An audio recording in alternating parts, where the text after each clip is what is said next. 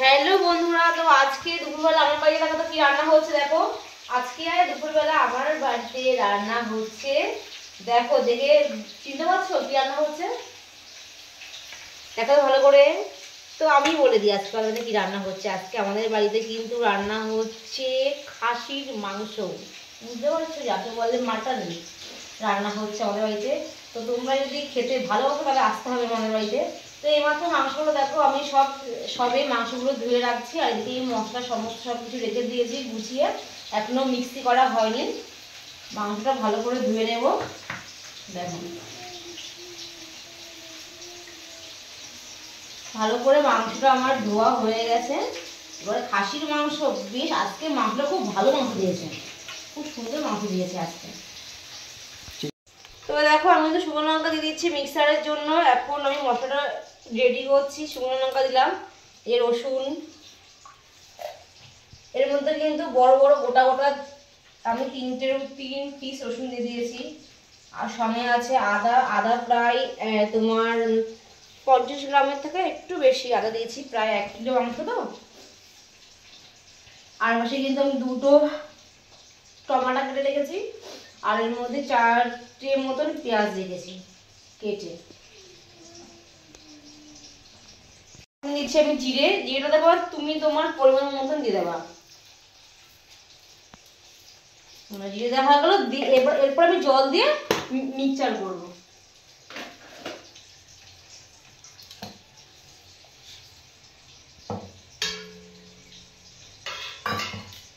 জল দিয়ে হয়ে গেছে, গরম হয়ে গেছে, দিয়ে দিলাম আমি তেজপাতা। তারপরে দেখো দিয়ে দিলাম আমি পেঁয়াজ কুচো। খাসির মাংসতে কিন্তু পেঁয়াজটা অনেকটা যায়। এবার পেঁয়াজটা আমি ভালো করে ভাজা করে নেব, একটু লাল লাল, লাল বলতে একটু বাদামি বাদামি কালার যখন হবে পেঁয়াজটা, তখন আমি এক এক করে সমস্ত মশলা এর মধ্যে অ্যাড করব। তো দেখো পেঁয়াজ কিন্তু আমার ভাজা হয়ে গেছে, এর মধ্যে আমি দিয়ে দেবো মশলা।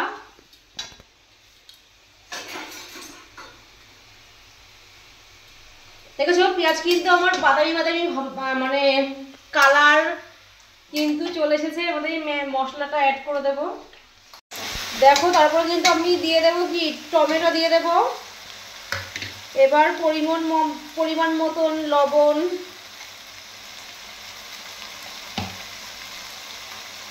হলুদ, একটুখানি ভালো করে কষিয়ে তারপর আমি মাংসগুলো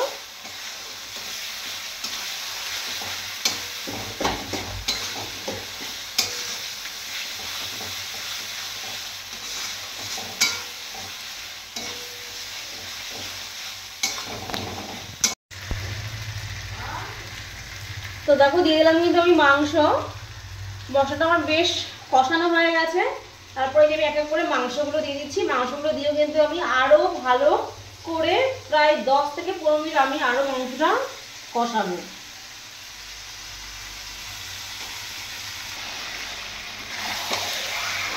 দেখো মাংসটা কিন্তু আমি ভালো করে কিন্তু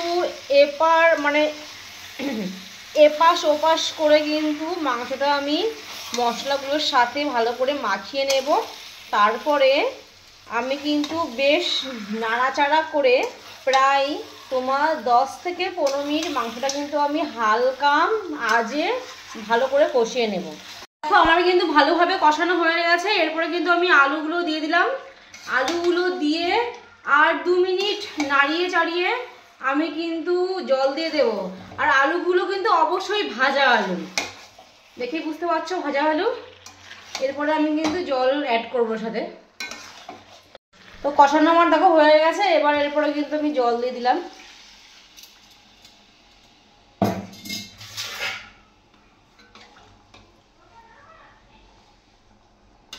দেখো জল দিয়ে দিলাম। জল দিয়ে আমি ভালো করে চিকেনটা নেড়ে চেড়ে দেবো। ও চিকেন বলছি কেন, মাটন। সত্যি চিকেন করে না, মানে এত চিকেন খাই তো আমরা সপ্তাহে 2-4 দিন চিকেনই হয়ে যায়। জল আরও ওর সাথে একটু অ্যাড করতে হবে, নাহলে না